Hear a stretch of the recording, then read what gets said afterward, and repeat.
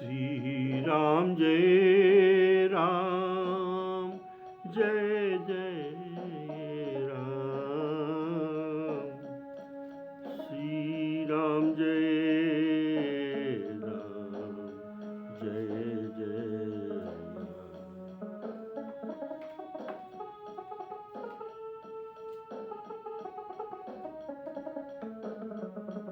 श्री राम जय राम, जय जय राम।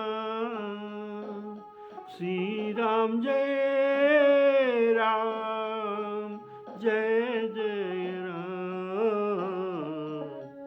श्री राम जय राम, जय जय राम।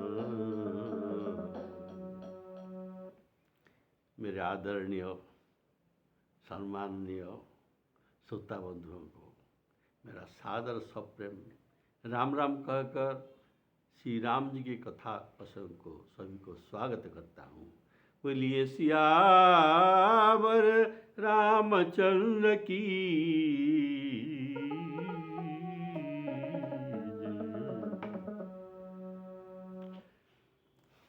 आप पिछले एपिसोड में सुने थे कि काकभुसुंडी गौड़ जी को कहते हैं, इनके मोहजनित दुख लाघव करने के लिए उनको आश्वासन देते हैं और कहते हैं कि आपको जो ये मोह जो हुआ ये कोई बड़ी बात नहीं है। बड़े बड़े ब्रह्मज्ञानी जो ब्रह्मा जी को भी, शिव जी को भी, नारद, शुक, सनक आदि इत्यादि सभी को तो मोह हुआ था। ये मोह से कोई बच नहीं पाया और आपको भी मोह हो गया। अगर ब्रह्मा जी को मोह हुआ तो इनके बनाए हुए आपको मोह हो जाने से एक कैसे बड़ी बात है। कोई बड़ी बात नहीं, इसमें कोई आश्चर्य होने का बात नहीं है। ऐसे उनको सांत्वना देते हैं। और शंकर भगवान जी को, ब्रह्मा जी को जो मोह हुआ था, पिछले एपिसोड में आपको मैंने बताया था। और नारद जी को जो मोह हुआ था आप जानते हैं, जो विश्व मोहिनी कन्या के पीछे ये दौड़ रहा था और श्री राम जी को क्रोध में आकर, मोह में वशीभूत होकर श्री राम जी को, श्री भगवान जी को, विष्णु जी को शाप दे दिया कि मम अपकार कीन तुम भारी, मम अपकार कीन तुम भारी, नारी बिरह तुम हो दुखारी। बंचे मोही जवनी धरिए बंचे मोही जवानी धरी देहा, सोई तनु धरहु श्राप महुए, सोई तनु धरहु श्राप ममोए। आप मुझे जिस राजकुमार के वेश में मुझे ठगा था और मेरे विश्व मोहिनी को आप ले गया था, आपको मेरे शाप के द्वारा आपको वही तनु शरीर धारण करना पड़ेगा। अतः श्री राम जी को नर शरीर धारण करना पड़ा। और नारद जी शाप दिए थे कि नारी विरह तुम हो दुखारी, इसीलिए इनका सीताहरण भी हुआ और इनको रोना भी पड़ा। कैसे रोना? हे खग मृग हे खग मृग हे मधुकर श्रेणी, तुम देखी सीता मृग नैनी। इतना विरह प्रदर्शन किया कि श्री राम जी ने खग मृग तृण लता गच वृक्ष सभी को पूछ रहे थे, सभी को आलिंगन कर रहे थे कि तुम मेरे सीता जी को कहीं देखा है? तो ऐसे ये प्रसंग सभी था। और नारद भव, भव अर्थात शिव जी, और बिरंची अर्थात ब्रह्मा, सनक आदि 4 मुनिया। नारद भव बिरंची सनकादि, जे मुनि नायक आत्मवादी। मोहन अंध की न केही केही, को जग काम न चावन जेही। और सनकादि मुनियों को भी मोह हुआ था। तो ये बात आप भी जानते हैं, लेकिन मैं अभी प्रसंग के अनुकूल आपको बता देता हूँ। जब सनकादि मुनिया श्री विष्णु भगवान जी के पास गए थे, तब विष्णु भगवान जी के द्वारपाल रूप में जय विजय थे। तो प्रभु ने उनको कहा था किसी को अंदर आने देना मत। तो सनकादि मुनिया तो वहाँ आए, लेकिन उन्होंने अंदर आने को नहीं दिया। ये बोले क्यों? ना, प्रभु अभी अंतःपुर में है और किसी को जाने के लिए आज्ञा नहीं है। तो सनकादि मुनिया बोले हम तो सदा 4 वर्ष के ही बालक है, हमारे माता पिता के जाने के पास इतना क्यों प्रतिबंध आप लगा रहे हैं? तब ऐसे युक्ति तर्क वितर्क में उनको क्रोध आ गया। क्रोध क्यों आ गया? ना, मोह के बस। मोह राजा के क्रोध होता है योद्धा। तो ये मोह के अधीन होकर, क्रोध में आवेश होकर उनको श्राप दे दिया।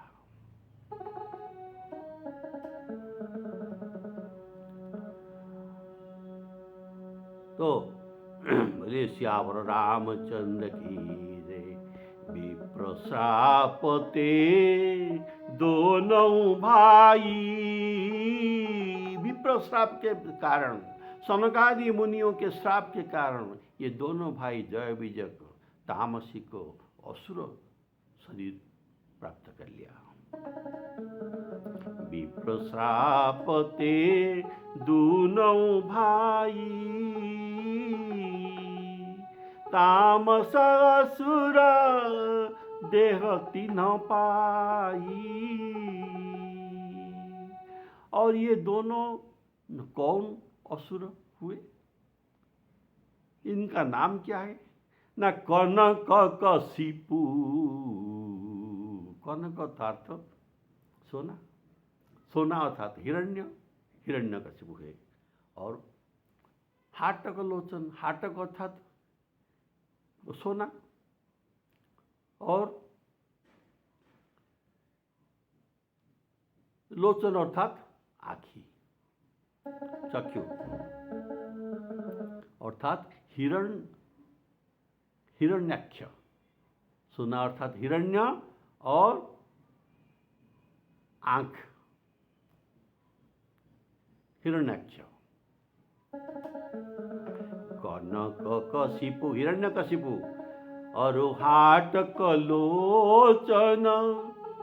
हाटकलोचन हिरण्याक्ष जगत विजयी सुरपति मदमोचन।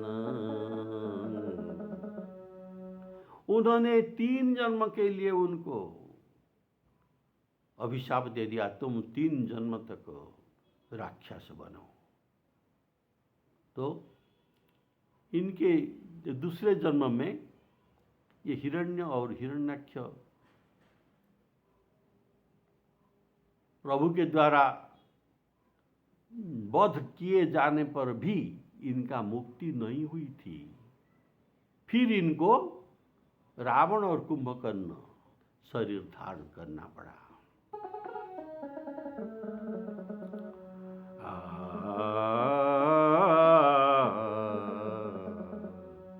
भये निशाचर जाइते ही, वो दोनों जाकर फिर निशाचर हुए। भये निशाचर जाइते ही कुंभकर्ण बलवान।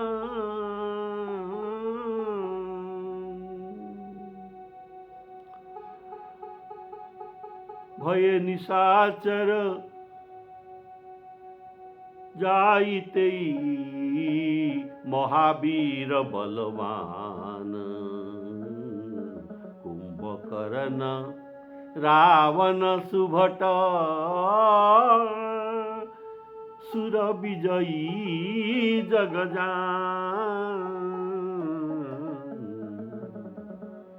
इसलिए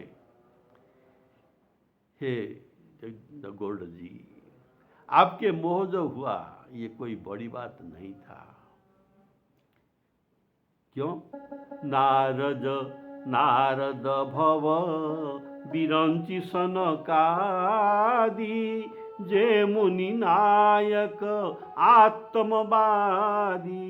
मोहन अंध किन केही को जग काम नचावन जेही। देखिए अभी आपको को जग काम नचावन जेही, किसको काम ने नहीं नचाया जगत में? ऐसा कोई नहीं है।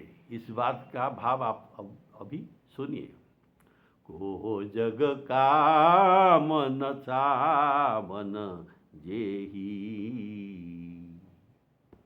श्रीमद् भागवत में कपिल भगवान माता देवहूति को कहते हैं इसके बारे में। देखो, जब शिवजी का समाधि था और कामदेव आकर उनको जगाया, तब क्या हुआ? तब ऐसा हुआ था, जितना योगी सो मुनि सो श्रेष्ठ श्रेष्ठ योगी मुनिया सभी ब्रह्मादि सहित सभी काम बस हो गए। सभी काम बस हो गए। जो ब्रह्ममय जगत को देखते थे, ऐसे ज्ञानियां भी अभी नारीमय देखने लगे। वो भये काम बस योगी समुनि स पावरन की को कहे। अगर ऐसे ज्ञानी मुनियों भी काम में वशीभूत हो गए, तो जो पामर है उनका दशा कैसे हुई, ये अनुमान कीजिए। देखहि चराचर नारीमय जे ब्रह्ममय देखत रहे।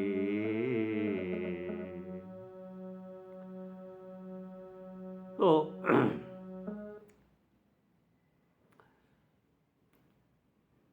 बोलिए श्यावर रामचंद्र की। अगर ब्रह्मा जी की यह दशा काम से हुई, तब उनके पुत्र पौत्र आदि का सृष्टि में इनका तो सभी सृष्टि है, हम उनका पुत्र तो पौत्रादि सभी है, क्योंकि हम ब्रह्मा जी के द्वारा बनाए हुए हैं। तो इनके जो बनाए हुआ पुत्र पौत्र जो भी है, इनमें ऐसा पुरुष कौन है जो स्त्री के माया में नहीं फंसा हुआ है? अर्थात ये सभी फंस गए हैं, क्योंकि ऐसा नारियों के नयन में कुछ है। तो ये तो क्या है? ये है नारियों के नयन कटाक्ष रूपी सर जब ये छोड़ते हैं तब ये सभी को विद्ध हो जाता है, सभी घायल हो जाता है।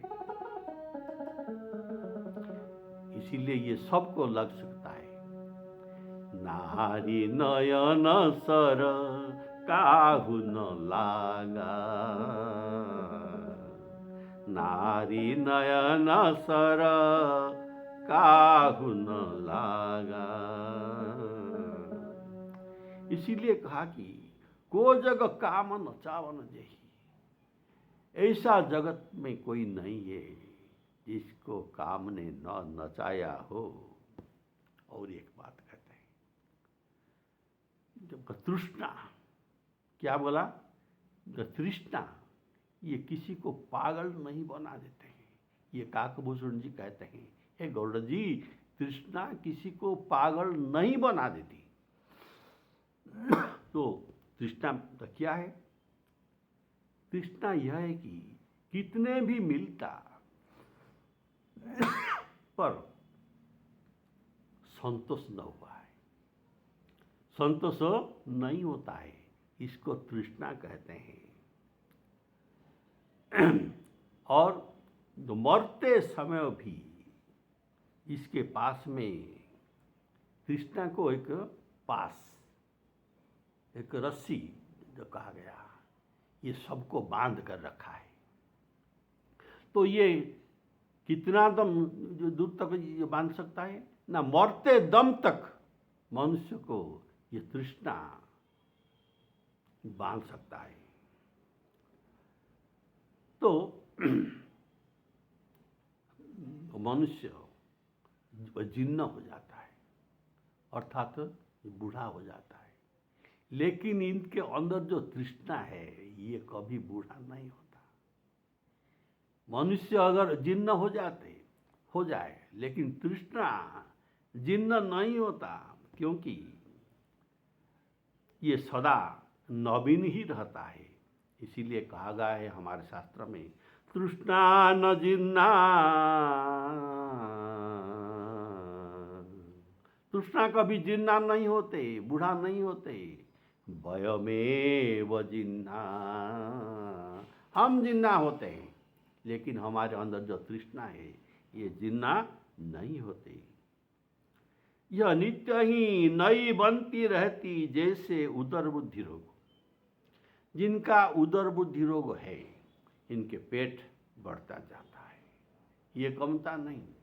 इसीलिए और ऐसा ही तृष्णा ही भी बढ़ते जा रहे हैं, ये कभी ये कमने वाला नहीं है। इसीलिए इनको मानस रोग में उदर बुद्धि रोग कहा गया है।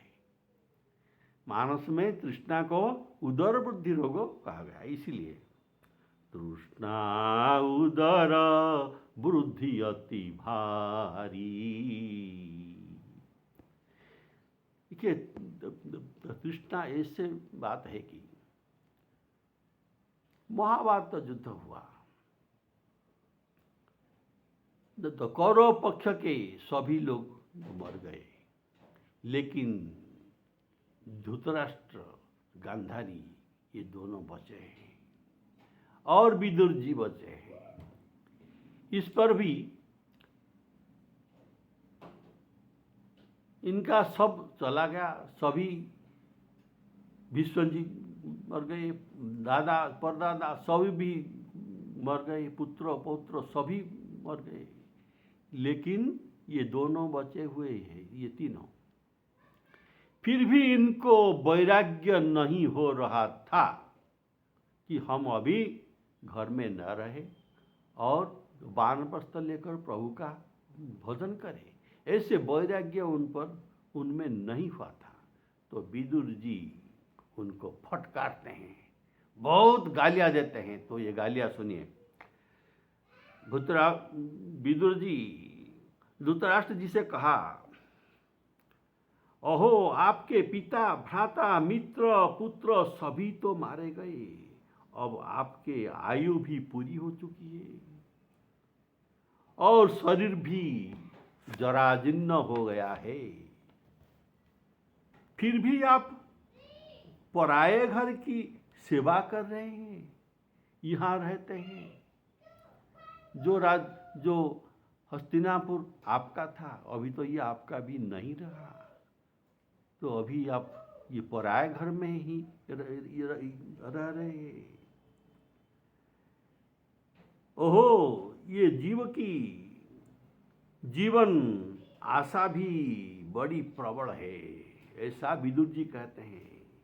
जिसके कारण आप भीम के दिया हुआ टुकड़ा, रोटी का टुकड़ा जो कुत्ते को दिया जाता है, ये तुमको मिलता है भीम के द्वारा।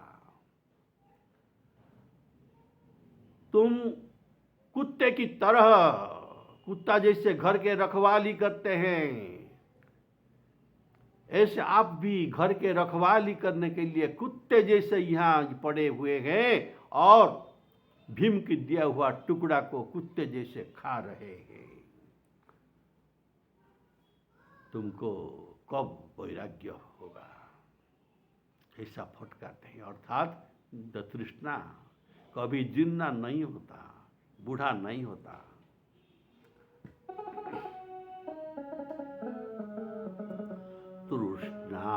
तृष्णा के ही न की न बौरा,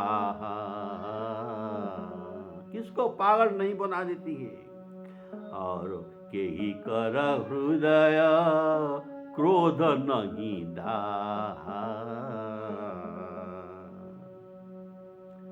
किसके हृदय में जो क्रोध नहीं होता है।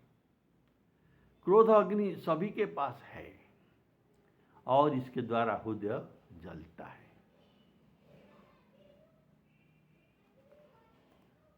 काकभूषण जी कहते हैं, ज्ञानी, तपस्वी, सुरवीर, कवि, कोविद और सर्वगुणधाम ऐसा कौन है जिसको लोभ ने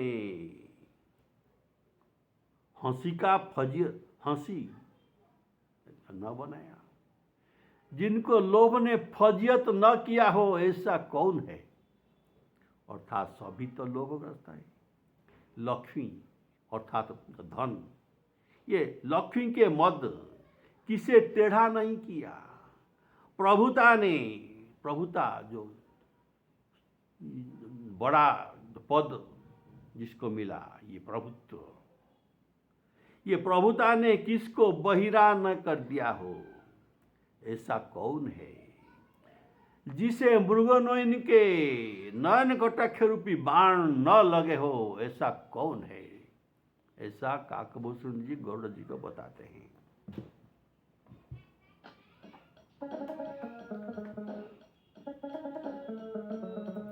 ज्ञानी तापस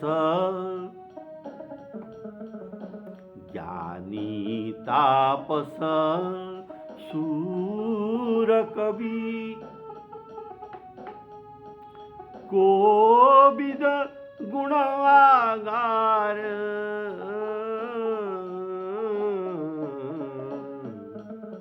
कोविद गुणवागार, केहि के लोभ विडंबना, कीन न यही संसार।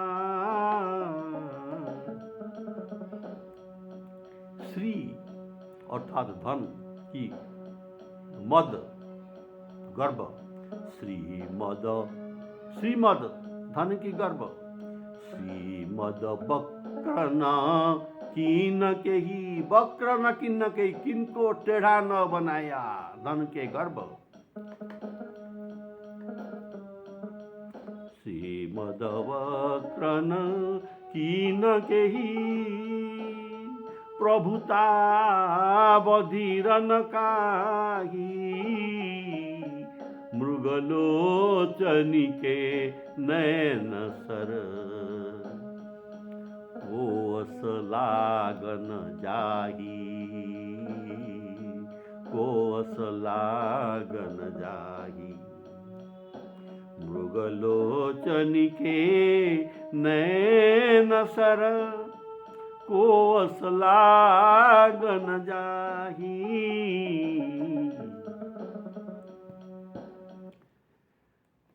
लोभवश लोग माता पिता भाई सुहृद आदि को भी मार डालते हैं, इसीलिए न लोभ के वशीभूत होगा। लोभ से मनुष्य बंधन में पड़ जाता है। कैसा बंधन? जैसे कीर, सुआ और मरकट बंधन में पड़ते हैं। इसका कहने का भाव, कीर, सुआ ये खाद्य की लोभ में आकर शिकारियों के जाल में फंस जाते हैं। लोभ, खाद्य के लोभ। और बंदर, बंदर भी खाद्य के लोभ में जाल में फंस जाते हैं। तो कैसा जाल? ये शिकारियां जंगल में जहाँ बंदर घूमते हैं वहाँ मटका गाड़ देते हैं, जिनमें छोटा सा मुंह है। और ऐसा छोटा मुंह है कि बंदर का एक हाथ वहाँ